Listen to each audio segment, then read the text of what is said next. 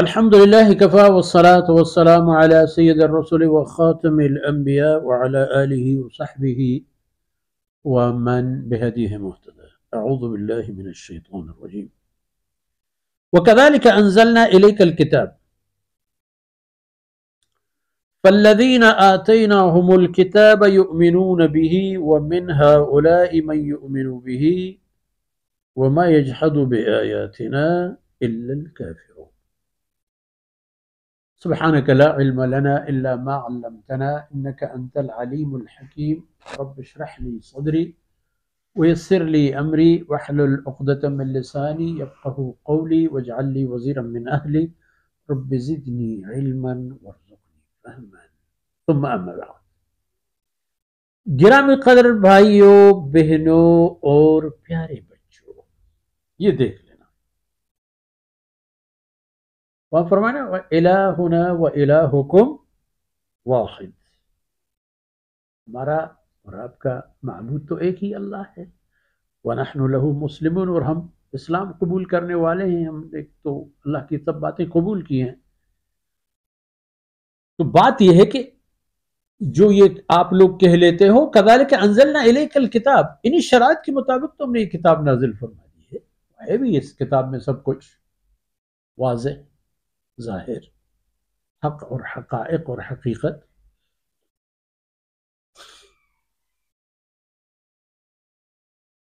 تو کتاب جب نازل ہو گیا، قرآن کریم جب اللہ کے احکامات پر مشتمل اہل عالم کی رشد و ہدایت کے لیے جب نازل ہوا،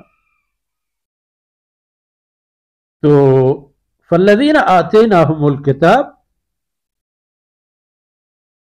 ان اہل کتاب میں سے بہت سارے لوگ ایسے بھی تھے کہ اور ہیں بھی، ومن ہؤلاء من یؤمن بہ، فالذین آتیناہم الکتاب یؤمنون بہ، اہل کتاب میں سے بہت سارے لوگ قرآن پر ایمان لاتے ہیں. آپ صلی اللہ علیہ وسلم نے یہ دیکھا جائے ذرا ایک معمولی سی بات، حضرت ورقہ بن نوفل رضی اللہ عنہ پہلے مسیحی اہل کتاب جس نے ایمان قبول کیا، اور وہ بھی فوری طور پر آن حضرت صلی اللہ علیہ وسلم کی نشانیاں دیکھ کر بغیر کسی انتظار کے فوری طور پر وہیں اپنے ایمان کا اعلان اور اپنی حمایت کا اظہار، اور سب باتیں کھل کر بتا دی. اور جب آپ صلی اللہ علیہ وسلم ہجرت فرما کر مدینہ طیبہ تشریف آور ہوئے، کمال کی بات ہے کہ یہود مدینہ جو مدینہ طیبہ کی ہر چیز پر ان کا تصرف و تسلط تھا، زراعت پر حاوی تھے، تجارت پر حاوی، سیاست پر مسلط، معیشت تو ان کی مٹھی میں بند، بڑے بڑے رؤساء اور امراء ان کے مقروض. مقروض کی کوئی بات بھی نہیں ہوتی نا. عبداللہ بن سلام پوری یہودیت کے آنکھ کا تارا تھا، اور ایسا بھی لگ رہا تھا کہ اس کو ختم نبوت کا انتظار ہے.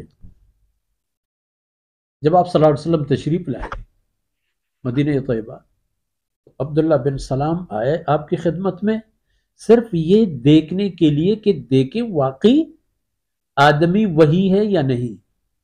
جو ہی دیکھا اندازہ درست ثابت ہوا، تمام نشانیاں ثابت ہوئی، ایک لمحہ تاخیر نہیں کی انہوں نے اسلام قبول کرنے میں، ایک لمحہ. اس لیے فرمایا فالذین آتیناہم الکتاب یؤمنون بہ، اہل کتاب ایمان لے آتے ہیں. اور پھر اس کے بعد بھی بہت سارے یہودیوں نے، نصرانیون نے، انہوں نے بھی اسلام قبول کیا. ومن ہؤلاء من یؤمن بہ، مشرکین میں سے بھی بہت سارے لوگوں نے شرک چھوڑ دی اور اسلام قبول کیا، بڑے بڑے رؤساء اور عمراء. چند ایک راسخ العقیدہ اور سالم العقیدہ لوگ تھے، جسے سیدنا صدیق اکبر رضی اللہ عنہ، حضرت عثمان وغیرہ، یہ سچے پکے لوگ تھے، کوئی مشرک بت پرست اس وقت بھی نہیں تھے، لیکن پھر بھی وحدانیت الہی کی جو معیار ہونی چاہیے اس پر تو وہ نہیں تھے، کیونکہ ایسی کوئی وحی ان کے پاس نازل نہیں ہوا تھا۔ اب انکار کرنے والے کون ہیں؟ وما یشهد بآیاتنا الا الکافرون، وما یجحد بآیاتنا الا الکافرون، جو لوگ ہماری آیتوں کا انکار کرتے ہیں یہ کوئی اور نہیں ہے، یہ کافر ہیں، منکر، نہ ماننے والے، یعنی جان کر نہ ماننے والے،